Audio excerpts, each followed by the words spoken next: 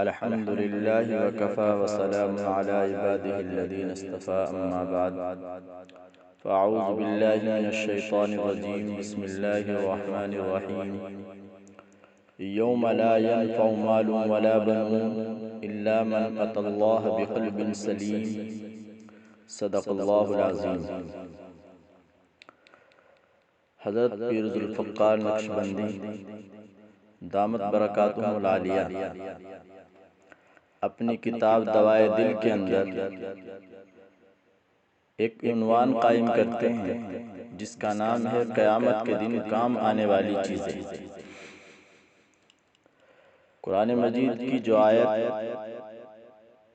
تلاوت کی گئی ہے اس کے اندر اللہ تبارک و تعالیٰ نے فرمایا کہ قیامت کے دن نہ مال کام آئے گا نہ بیٹا کام آئے گا بلکہ الا من اتی اللہ بقلب سلیم، جو سنورا ہوا دل لائے وہ اس کے کام آئے گا۔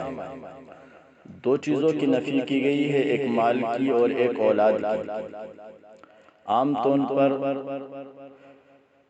دنیا میں انسان انہی دو چیزوں سے دھوکہ کھاتا ہے، اور دنیا میں یہ آدمی یہ سمجھتا ہے کہ مال ہو تو انسان شیرنی کا دودھ بھی خرید سکتا ہے، مال سے تمام کام سمجھ جاتے ہیں، حالانکہ یہ بڑی غلط فہمی ہے۔ مال سے انسان کے کچھ کام تو سنورتے ہیں، ہر کام نہیں سنورتا۔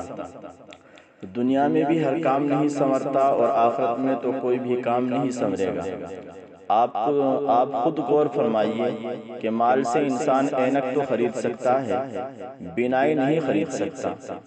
مال سے انسان اچھا لباس تو خرید سکتا ہے، خوبصورتی نہیں خرید سکتا۔ مال سے انسان نرم بستر تو خرید سکتا ہے، میٹھی نیند نہیں خرید سکتا۔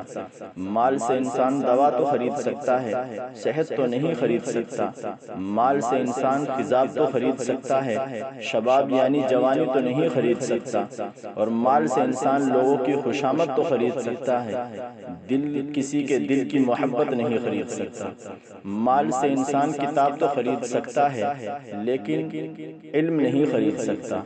معلوم ہوا کہ دنیا میں بھی ہر کام مال سے نہیں ہو سکتا، لہذا آخرت میں تو بالکل ہی کوئی کام نہیں ہوگا۔ کیا چیز کام آئے گی؟ الا من اتی اللہ بقلب سلیم، جو سنورا ہوا دل لائے، ایسا دل جس پر ماں سوا کی محبت کے اثرات نہ ہو، جو ماں سوا کی محبت سے محفوظ ہو، یعنی اللہ کے علاوہ کی محبت سے جو دل محفوظ ہوگا وہی دل کامیاب ہوگا۔ جب بھی دل میں غیر اللہ کی محبت آتی ہے تو دل پر داغ لگ جاتا ہے، دل پر ظلمت آ جاتی ہے، یعنی دل پر اندھیرا چھا جاتا ہے۔ دنیا کی محبت سے دل پر ظلمت آتی ہے اور اللہ رب العزت کی محبت سے دل روشن ہو جاتا ہے۔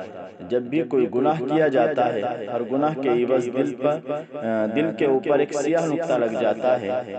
اگر سچی توبہ کر لی تو وہ نقطہ دھل گیا، اور اگر دوبارہ گناہ کر لیا تو دوسرا نقطہ لگ گیا۔ گناہوں پر گناہ کرتے کرتے وہ نقطے اتنے بڑھتے چلے جاتے ہیں کہ انسان کا دل بالکل سیاہ ہو جاتا ہے۔ اللہ تبارک و تعالی ہمیں صحیح نیک عمل کی توفیق عطا فرمائے۔